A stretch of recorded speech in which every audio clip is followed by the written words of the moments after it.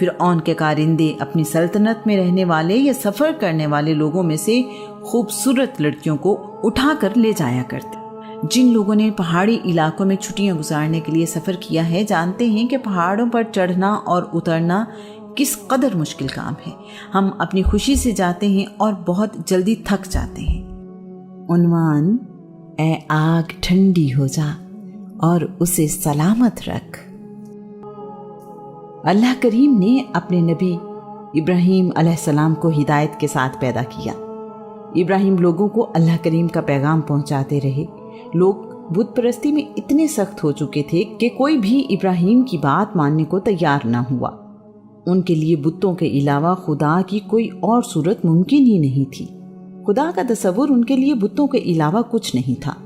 ابراہیم نے ان سے کہا، یہ بت کیا ہیں جن کی تم لوگ عبادت کرتے ہو؟ ان کی قوم کہنے لگی، ہم نے اپنے باپ دادا کو ان کی عبادت کرتے دیکھا ہے۔ ابراہیم بولے، بے شک تم اور تمہارے باپ دادا بتوں کی عبادت کرتے ہوئے کھلی گمراہی میں رہے ہو۔ لوگوں نے پوچھا، کیا تم ہمارے پاس کوئی سچی بات لے کر آئے ہو یا دل لگی کر رہے ہو؟ ابراہیم نے کہا، میں تم سے دل لگی نہیں کر رہا۔ میرا اور تمہارا رب وہی ہے جو آسمانوں اور زمین کو پیدا کرنے والا ہے۔ میں اس کی گواہی دینے والوں میں سے ہوں۔ خدا کی قسم، جب تم پیٹھ پھیر کر چلے جاؤ گے تو میں تمہارے بتوں کے ساتھ ایک چال چلوں گا۔ اللہ کے نبی ابراہیم نے اپنے ارادے کسی سے چھپائے نہیں۔ انہوں نے اپنی قوم کو پہلے ہی بتا دیا تھا۔ ان کی قوم ایک تہوار منایا کرتی تھی جس میں لوگ کھلے میدان میں چلے جاتے تھے۔ اس تہوار میں تمام لوگ، بچے، جوان، بوڑھے شامل ہوا کرتے تھے۔ وہ سارا دن کھیلتے کودتے رہتے اور اپنی مرضی کے کاموں میں مصروف رہتے۔ یہ وہ وقت تھا جب ان کے بت خانے میں کوئی موجود نہیں ہوتا تھا۔ ابراہیم نے حقیقت آشکار کرنے کے لیے اس موقع کو مناسب سمجھا۔ وہ ایک کلہاڑا لے کر ان کی عبادت گاہ میں چلے گئے۔ وہاں جا کر دیکھا کہ حال کے درمیان ایک بڑا بت جسے ان کی قوم خدا سمجھتی تھی موجود ہے۔ اس کے دائیں اور بائیں بہت سارے بت ہیں۔ ان تمام بتوں کے سامنے مٹھائیاں اور پھل رکھے ہوئے ہیں۔ ابراہیم نے وہ مٹھائیاں اور پھل اٹھا کر سب سے بڑے بت کے سامنے رکھ دیے۔ ابراہیم نے کلہاڑا استعمال کرتے ہوئے تمام چھوٹے بتوں کو توڑا۔ کسی بت کا کان کاٹ دیا تو کسی کی ناک، کسی کی آنکھ تو کسی کا سر، کسی بت کی ٹانگ کاٹ دی تو کسی کا بازو۔ اس کے بعد کلہاڑا سب سے بڑے بت کے کندھے پر لٹکا دیا اور خود یہاں سے چلے گئے۔ ان کی قوم کے لوگ عبادت کے لیے گئے تو دیکھ کر حیران رہ گئے کہ سوائے بڑے بت کے کوئی اور بت سلامت نہیں رہا۔ کلہاڑا سب سے بڑے بت کے کندھے پر اٹکا ہوا تھا۔ ایک لمحے میں ان کی عقل نے انہیں سمجھایا کہ بت تو کہیں آ جا نہیں سکتے، نہ ہل سکتے ہیں، یہ کام اس بڑے بت کا نہیں ہو سکتا۔ انہیں بہت غصہ آیا۔ وہ نمرود بادشاہ کے پاس گئے اور کہنے لگے، ہمیں یقین ہے کہ اسی نوجوان نے ہمارے خداؤں کو نقصان پہنچایا ہے جس کا نام ابراہیم ہے۔ وہ ہمارے خداؤں کے بارے میں کہتا ہے کہ یہ تو اپنی حفاظت نہیں کر سکتے، تمہاری حفاظت کیا کریں گے؟ نمرود کے فوجی ابراہیم کو گرفتار کر کے دربار میں لے آئے۔ بادشاہ کا دربار لوگوں سے بھرا ہوا تھا۔ ابراہیم سے پوچھا گیا، کیا یہ سب کچھ تم نے کیا ہے؟ ابراہیم نے اطمینان سے جواب دیا، مجھ سے کیا پوچھتے ہو؟ اس بڑے بت سے پوچھو، اسی نے کیا ہوگا، وہ بتائے اگر وہ بول سکتا ہے تو۔ قوم ابراہیم نے لاجواب ہو کر کہا، تم اچھی طرح جانتے ہو یہ بت بول نہیں سکتے۔ وہ لوگ اللہ کے نبی ابراہیم کی بات پر غور کرنے لگے مگر پھر اپنی ضد پر قائم رہے کہ یہی ان کے خدا ہیں۔ ابراہیم نے انہیں سمجھاتے ہوئے کہا، کیا تم ان بتوں کی عبادت کرتے ہو جو نہ تمہیں فائدہ پہنچا سکتے ہیں نہ ہی کوئی نقصان؟ افسوس ہے تم لوگوں پر، میں حیران ہوں کہ تم اللہ کریم کو چھوڑ کر ان بتوں کی عبادت کرتے ہو۔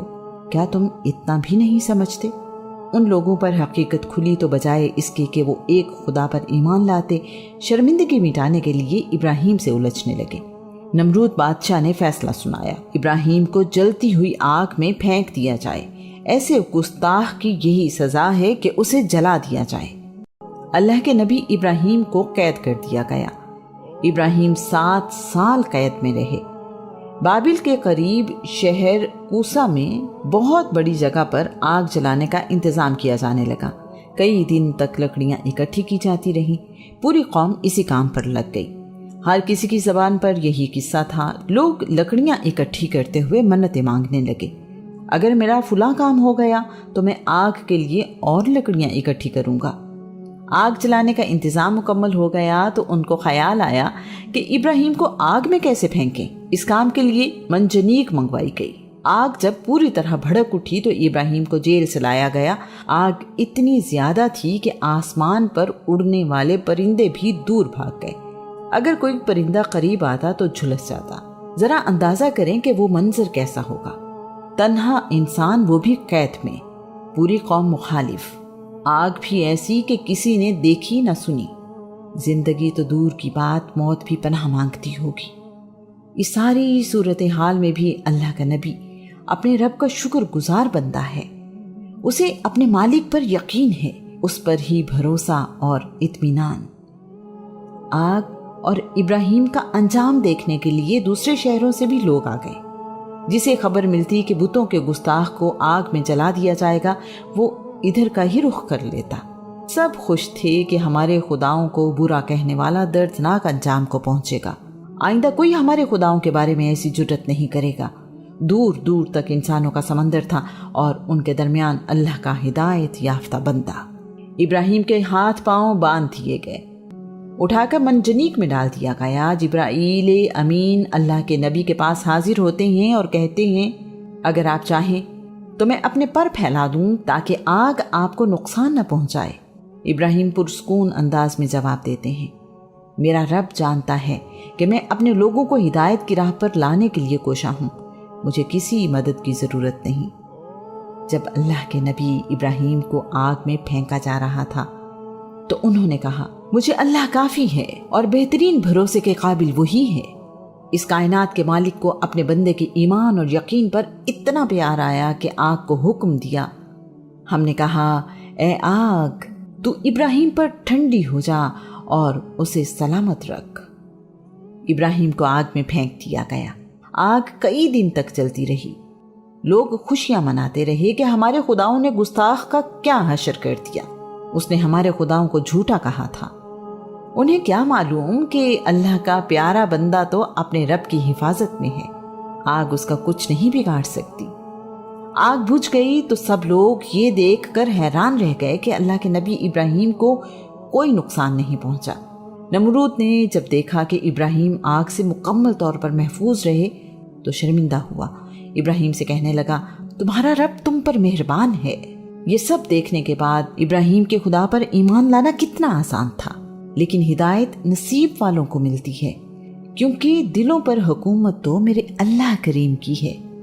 آگ سے بچ جانے کے بعد ابراہیم الجزیرہ کے شمال میں واقع شہر حران چلے گئے۔ وہاں قحط پڑا تو ہکسوس کے زمانے میں مصر چلے گئے۔ اللہ کے نبی ابراہیم کی ساری زندگی ہی اللہ کریم کی اطاعت اور بندگی میں گزری۔ انہوں نے بہت سے مشکل امتحان دیکھے، لیکن اللہ کریم پر بھروسہ کم نہ ہوا اور کامیاب ہوتے رہے۔ ابراہیم کو ابو الانبیاء یعنی نبیوں کا باپ بھی کہا جاتا ہے۔ آپ کی اولاد میں بہت سارے نبی آئے۔ ابراہیم کو خلیل اللہ یعنی اللہ کا دوست بھی کہا جاتا ہے۔ ابراہیم کی اولاد میں ہی تقریباً 2500 سال بعد اللہ کے آخری نبی محمد الرسول اللہ صلی اللہ علیہ وآلہ وسلم پیدا ہوئے۔ آج کے دور میں ہمیں یہ بات بڑی عجیب اس لیے محسوس ہوتی ہے کہ اللہ کریم نے اس بات سے منع کر دیا، بیٹے یا بیٹی کی قربانی نہیں کی جا سکتی۔ پہاڑوں پر چڑھتی رہی اور نشیبی جگہ پر دوڑتی رہی، ویسے ہی پہاڑوں پر چڑھو اور دوڑو۔